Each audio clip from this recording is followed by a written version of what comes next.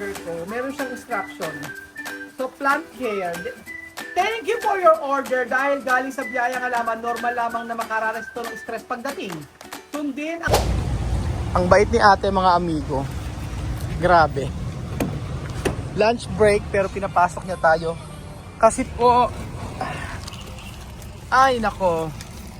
Magandang araw sa inyong lahat mga amigo. Good afternoon po sa ating lahat. Maulang tanghali po sa ating lahat. For today's video, mga amigo, ito na po ang pinakaantay natin. Mag-unboxing po tayo. Oo. I hope na okay itong binili natin. So ito ay galing pang ibang lugar. So kailangan natin itong i-unbox. Yes po, ito pinakaantay natin mga amigo. At mamaya po papakita ko po sa inyo kung ano po ang laman nito. Excited ako ipakita sa inyo mga amigo. Ang bait ni ate kasi yung lunch break nila, hindi ko alam na may lunch break nila. 12:40, may 20 minutes pa. Sabi ko, ate baka pwede, sige na please. Kasi pagka hindi na ako makakabalik, kailangan na i-receive to. Abay, ibigay ko kasi number ni Lenlen, hindi ko number. Ngayon, ang sabi ko, nag-message sa pala kahapon pa para ma-receive ko. So kailangan ko itong buksan agad at importante. Opo mga amigo, so wait lang natin. At si Kebellian bumili pa ng longganisa, binabad at saka batutay. So ayan, maulang araw po sa ating lahat mga amigo. Ano kaya laman ito? Ano sa palagay nyo mga amigo? Alamin natin sa pagbabalik ng programang si Kuya Raul at ang kanyang parcel na galing pang ibang lugar. So wait lang po mga amigo at atin natin si Kuya Berjun at kami ay uuwi na. Thank you so much kay ate sa LBC dito sa may San Isidro. Napakabait mo ate, God bless you. At binigay mo sa akin yung parcel. Ayan na po mga amigo, magandang araw. At ngayong araw po ay ate si Kuya Benjo na napaka-pogi po.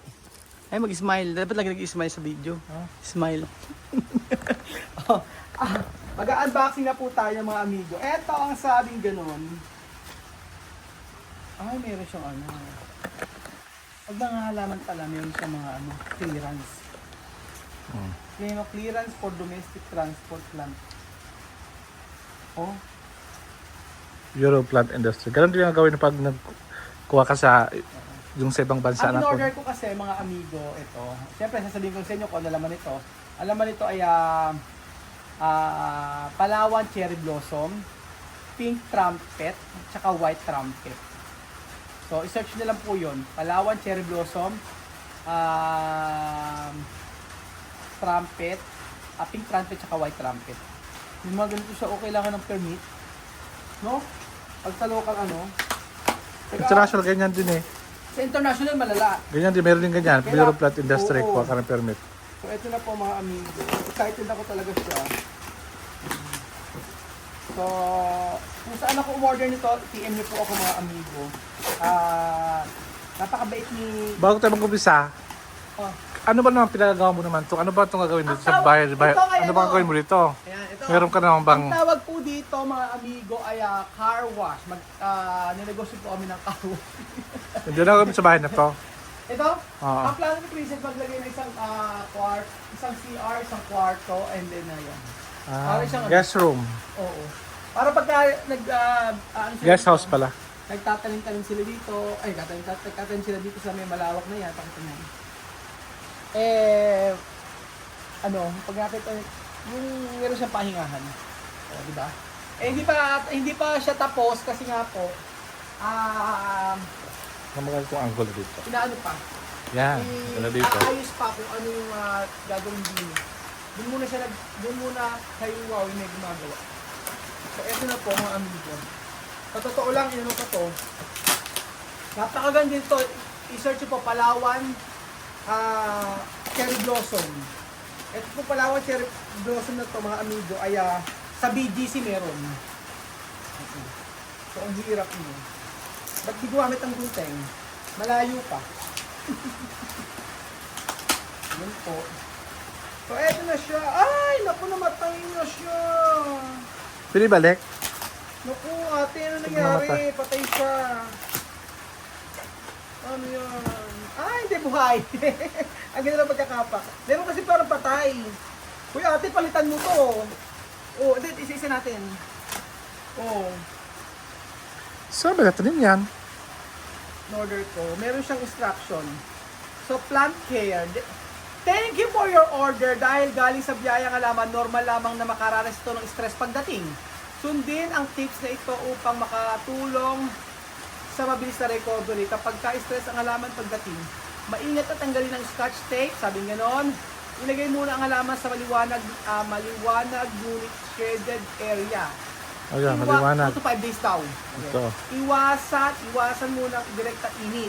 Suriin ang lupa. Kung tuyo, biligan ng sapat. Huwag sobrang tubig. Ganon. Iwasan muna lagyan ng maraming fertilizer. Normal lamang pagkatapos ng seeding ang kaunting pagkalagas ng dahon. Ayun. Recovery tips, bigyan ng maayos na airflow ang tamang moisture. Unti-unting i-expose na mas maliwanag ang, sa lugar ng halaman. Kadalasan nag-recover ang halaman ng 1 to 2 weeks pa bago makarecover. Plants are living slight iron. So, ang fertilizer nagbibigay ng ito. Maglagay lamang ng 3 to 5 pira. Ano yung fertilizer na binigay sa atin? Oo. So, ito yung mga tips dyan. So, ito na po yung ating in-order. Ang sabi ko nga po, grabe talaga ang presyo niya. Ito yung fertilizer na binigay sa atin. So, parang kulang. Meron namang binigay sa atin na libreng buto. Ayan. So, kailangan mabuhay natin ito. Ayan. Binigyan tayo ng libreng buto. Tatanim natin mga amigo. Wait. Tapos, ito na po. Maganda yung pagkakaano niya. Well, ano siya. Naitak ng mabuti.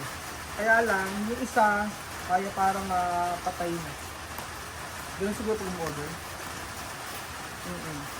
Medyo expensive din kasi to, mga amigo. So, Lumalaki ba yan? lumalaki siya na para siyang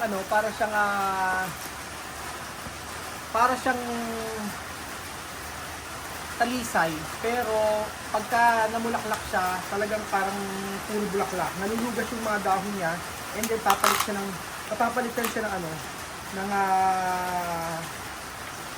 papapalitan siya ng bulaklak.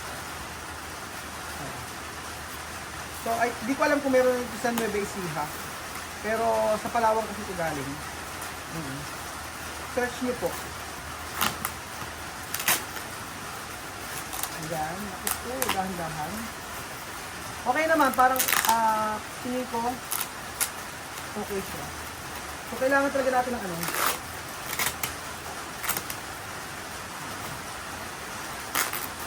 yung pink at saka white na parang hindi okay.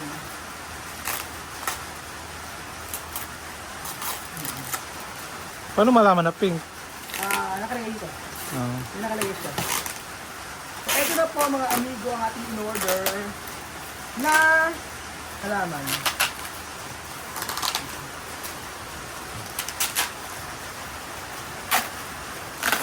So, sa in-order, ito. So, ito ang white. Mas kailangan talaga. Okay na. So, ito yung order natin. O, ayan. Ano lupa ito? Para lang siya, no? Tama, umuulan. 3, 4, 5, 6, 7, 8, 9, 10. 10. I think, tininudong kailangan natin, ilipat na agad. Ilipat na siya agad. So, ito na po yung ating in-order na halaman. Hindi ko lang Palawan. malapit. So, medyo stress nga siya. I think kailangan natin siyang, Yun, habang umuulan. habang umuulan. So, ayan po mga amigo, ang ating halaman na in-order. Ito po ay, ayan. Pink. Ito. Ito ang yung parang pink trumpet, parang patay siya. Hindi man. Ayun. Oh. Hindi man, nakuha lang siya. Nakuha lang pink siya sa trumpet. pagkuha. Tapos itong white trumpet, ito. Grabe, ito lang siya, seedlings lang, pero dam presyo. So at least pag napalaki natin to, magkakaroon ng buto, pwede natin ito muna. Diba? So ayan po mga amigo, tatanim po muna namin, babalikan ko po kayo mamaya, mga amigo. Ayan po mga amigo, kahit umuulan, nagtatanim tayo. Ay masyado. So ito na po yung mga natanim nating mga halaman. Sana itumubo, sana ay mabuhay. Pero kasi may na-stress eh. Pinawagan ko si ate, sabi ko ate merong parang namatay sa mga binili natin. Sa mga binili ko, sabi ko sa kanya gano'n. Tapos ito ayan, gagaya nito oh. Tinanong ko na po mga amigo, ayan. Parang ipil lang, di ba? So ito po ay Palawan cherry blossom. Yan po mga amigo. Lumalaki yan. So for the meantime, dito ko muna siya lalagay. Ito naman ay white ba to o pink? Ay ito, pink. Pink trumpet. White trumpet na parang matay. Ito pa rin po yung ating talisay. Ay, talisay. Ang ating cherry blossom na Palawan. And then may mga buto. Dito ko muna tinanim.